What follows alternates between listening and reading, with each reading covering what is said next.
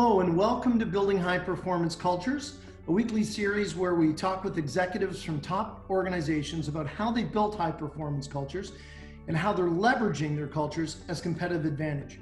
I'm Marty Parker. I'm the President and Chief Executive Officer of Waterstone Human Capital, and my guest today is none other than the President and CEO of Canada Mortgage and Housing Corporation, Evan Siddall. Evan, welcome to Building High Performance Cultures. Delighted to be here, Marty. Thanks.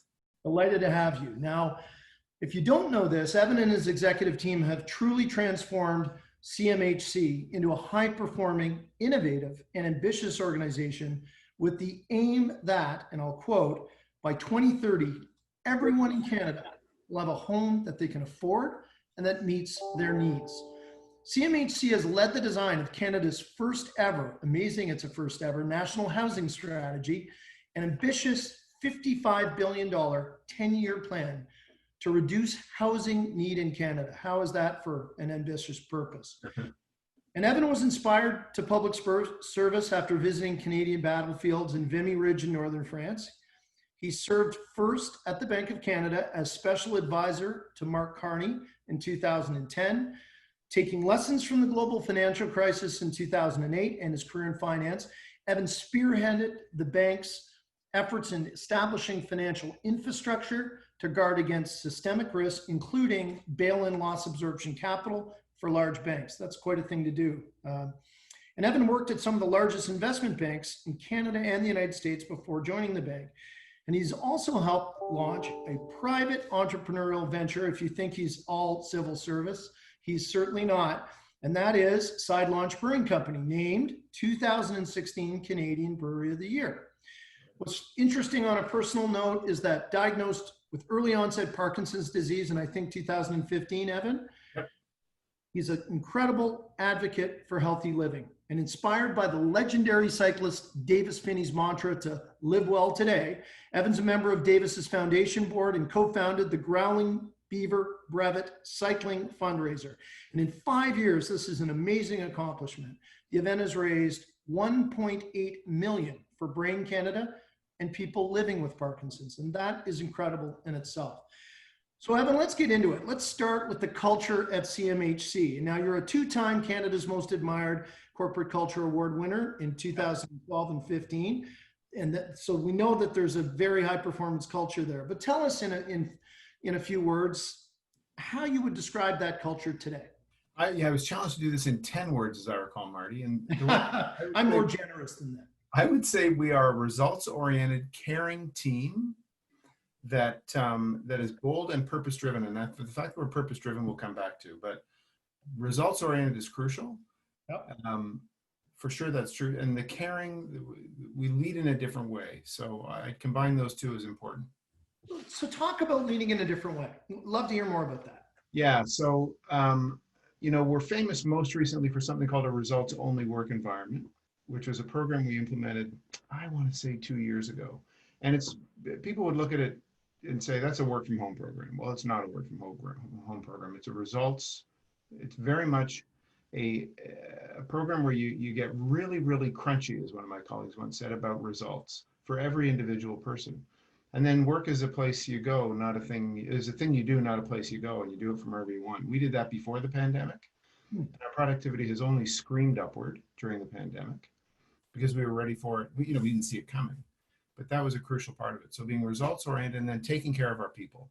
We really believe as leaders, we've gone through a huge leadership retooling of people and training to lead in an empathetic way, kind of a coach mentality as opposed to a manager mentality.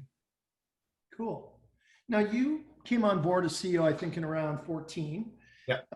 You spearheaded at that time the start of a significant transformation at the organization. I'd love you to talk us through kind of the process, both kind of where you started, what drove the change, and what some of the key elements of that success have been.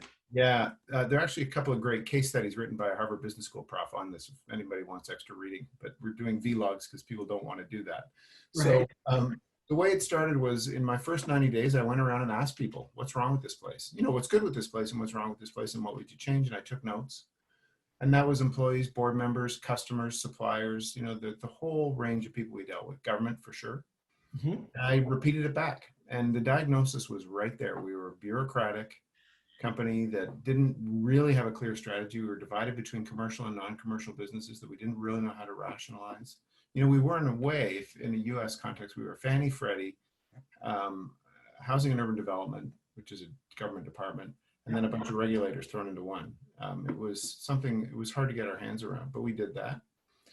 And we quickly decided that CMHC existed in a way that manifested itself in a better explained strategy later, but one that was driven by needs, not wants. And so doing things like helping people endlessly buy homes, to buy second homes, for example, made no sense. That wasn't a role for government. I don't need to use Marty Parker's tax money to help my son buy a cottage, right? Like that, but we were doing that kind of thing. Mm-hmm. And that meant we had to think about our business differently. And so we went through an extended period of time. And I remember presenting this idea to my board in March. It would have been March of 2014. They said, so you ever done this before? It was kind of a funny question because I was like, I'd never been a CEO before. So no. They said, why don't you get some help? So we actually got some outside help. And it took us, the better part of it would have been about April till December to do that first restructuring. And that was the first of 3 that have happened in the last 7 years. Unbelievable. And so that was really, you got at it early and fast. But as a leader, how do you truly implement change like you did and still get things done? Yeah. It's, that we talked about flying the plane while you're redesigning it. Not an easy thing to do. And the really tough part actually came not in that first spasm, because new leaders get the benefit of the doubt.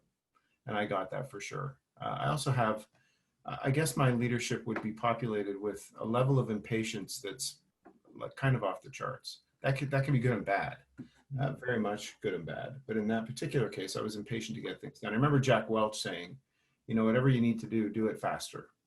And so I was trying to do that. But the thing that we did right wasn't a rationalization or restructuring. It was when we got to the back of it and employee motivation faded, as it often does. Even the people that it waned for people who were there a long time, because we let a lot of people go. And it was a hard thing to go through, and people redefine their jobs. The trick was we persevered.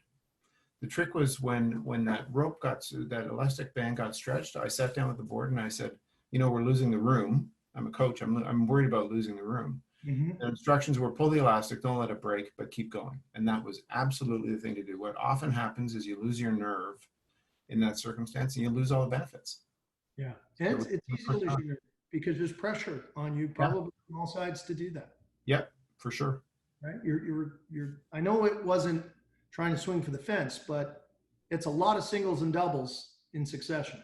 It was a lot of singles and doubles in succession, and I needed to have the right people around me too, which took some time. But we had a really great team. We have an even stronger team now, but we'll get to now later. Great. Well, what does high performance look like at CMHC, and how do you make that connection, Evan, between culture and performance with your broader team? Yeah, so high performance is measured in results ultimately, and we've set for ourselves a really ambitious goal that by 2030, everyone in Canada will have a home they can afford and that meets their needs. That's our strategic goal. That's our what Jim Collins would call our BHAG, our big hairy audacious goal, and it is something that motivates people. It's actually a core ingredient for change. And so having a purpose is actually quite essential. Rebecca Henderson's got this book right now called Reimagine Capitalism. And she said only the companies that have a reason to change actually can pull it off. You can't do it if you're the yellow bank and that's your raison d'etre. It's got to be something, a higher calling. That's ingredient number 1. And I think often paid lip service to, but really, really crucial. What shared social value are you creating in addition to profitability? Secondly, trust. And that is that's the harder work, actually. A clear purpose is hard enough work, but establishing trust when you're firing people, right? It's really quite tough. You've got to be true to your word. You got to walk the talk, all that stuff. And then in the middle of this, or in, not maybe middle's the wrong term, this little pandemic thing. Yeah. Rears its head.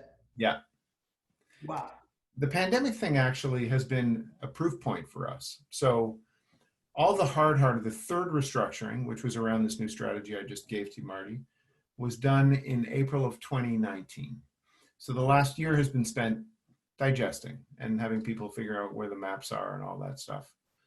We also put this ROW program in, results only work environment. And I declared at the beginning of the year that I'd be leaving sometime in 2020 and that I would stay if there were a crisis. Well, 3 months later, here we are. And I have to say, much as this crisis has been tragic and horrible, I would have hated to have been watching it from the sidelines. And I think we all feel that way. I know how passionate you are about developing the next generation of leaders. Yeah. Where does that come from? Why is that so important for you? Well, I guess it's two things. One is trust. The only, the manager who's most important to an employee is her direct manager. It's not me, the CEO. There are only 8 people who report to me. Mm-hmm. And I'm not sure I'm important to them all the time because they're pretty self-starting people. They don't need me. But we spend a lot of time investing in leadership. We have a leadership contract that we researched. We published it online, the kind of behaviors we expect of leaders. And as I said earlier, it's basically modeled around a coaching idea. Okay. So that's important. The other thing is, I think leaders are stewards.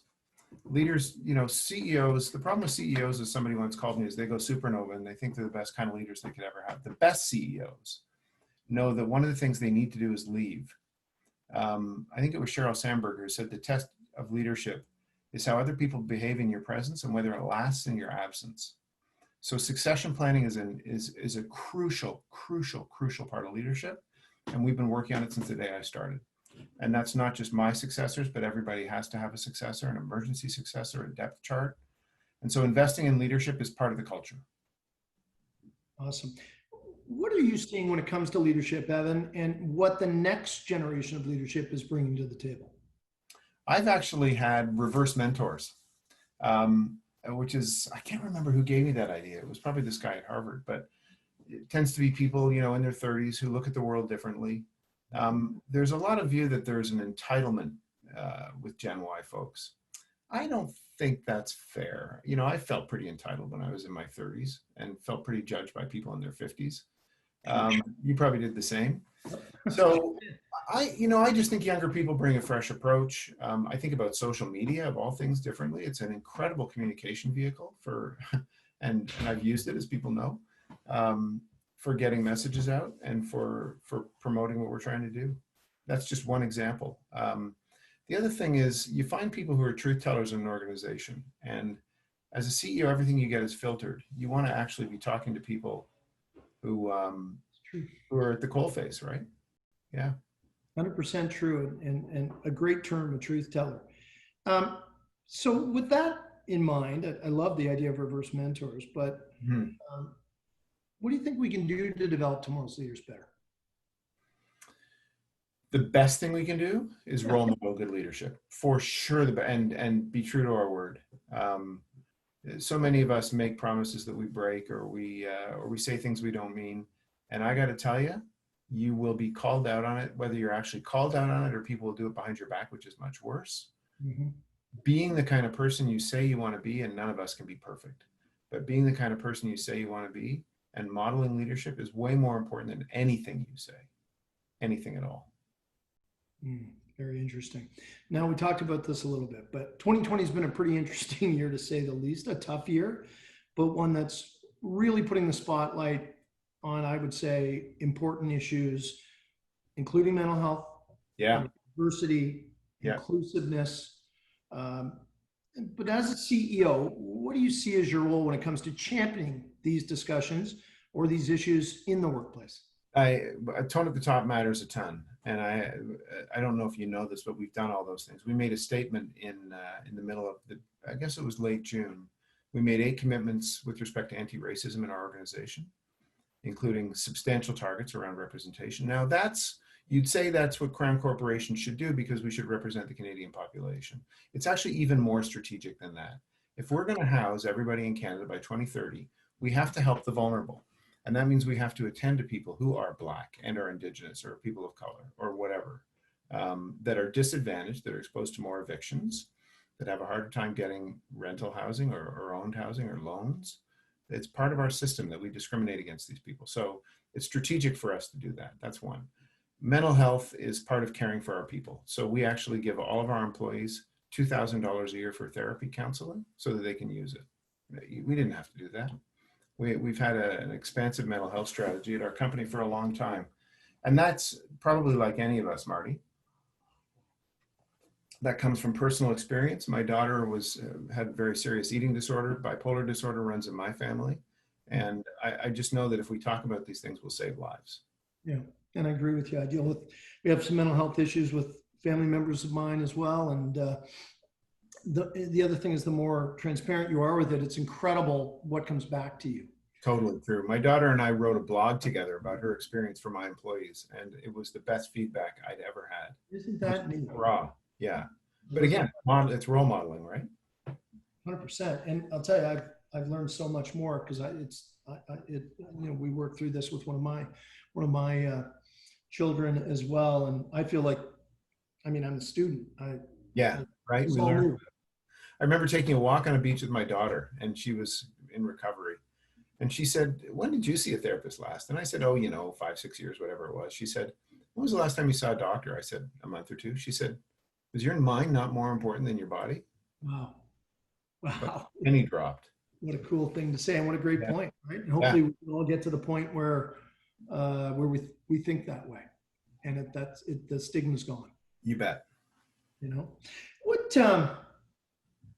What trends do you foresee in terms of building high performance cultures when you look at it? Well, I guess I'll say this, Marty, that leaders have to be way more attentive to culture than we used to. We think if we set a good strategy, we used to think if we just published a good strategy, it'd all happen. And we'd say things from the corner, we'd issue our edicts from the corner office. That doesn't work. People are brighter. What's happened in the Western world is the quality of our work has increased. The quality of the intellect involved in our work has increased. And therefore the quality of skepticism has increased. Mm-hmm. And so attending to culture is actually a full-time job. And it's a really, really hard thing. It's the one thing I worry about, because in 7 years, I've had an impact on the culture. The leadership of the organization's had an impact on the culture, but this is a company. The culture is the possession of 2,000 people, and the change we actually have to go through, while we've changed all these systems and processes, will take a generation probably to kick in. Yeah, no, I bet it is. And in terms of the future of aligning your people and attracting new people to CMHC, but let's broaden that even to the broader civil service, to the Crown Corps, because this is something I seriously considered at a stage in my career, and I never went down that path. But what do you see as critical to that kind of alignment, to that attraction and development as you look forward?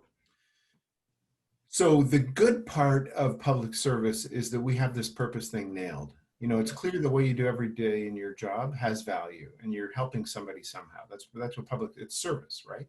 Mm-hmm. And I did not appreciate, it was Mark Carney who first exposed me to the idea. He'd come to Ottawa, and I didn't appreciate how much I'd get out of it, how much satisfaction and job satisfaction I myself get out of it.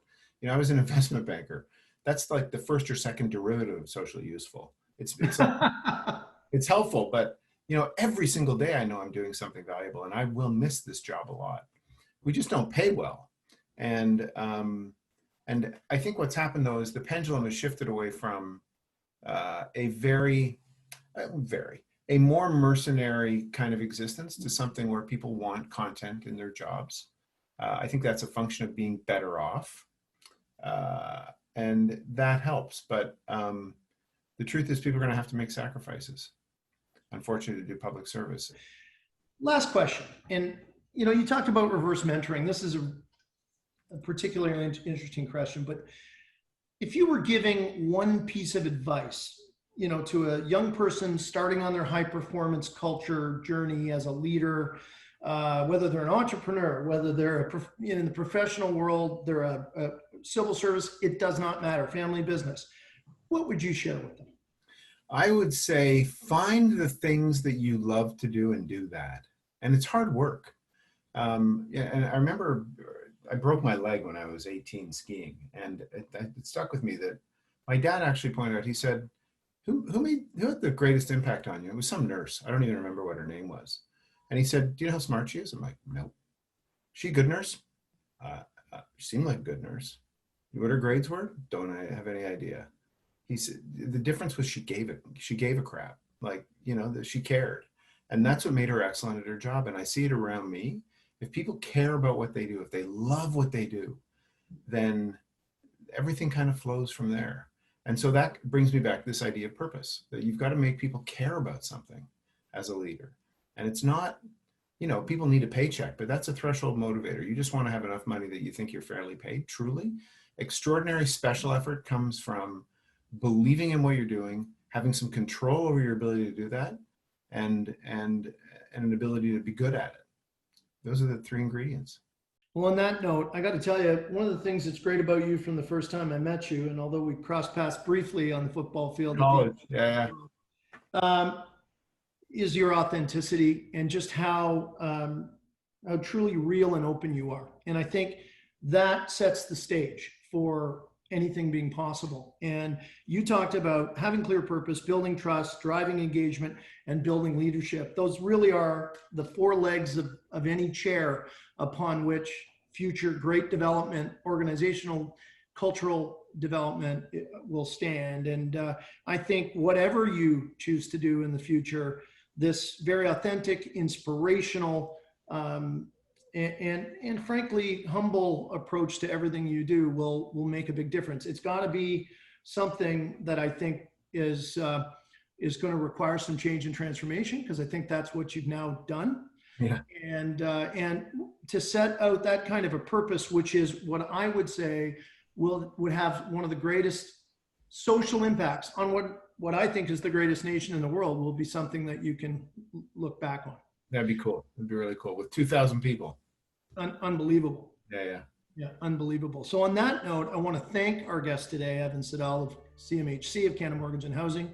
And I want to ask all of you to join us next week for another episode of Building High Performance Cultures. And in the meantime, if you want to learn more, go to waterstonehc.com. And wishing you all the best, and thank on behalf of really all Canadians. I'm so glad that you've been in this chair just a little bit longer than you planned.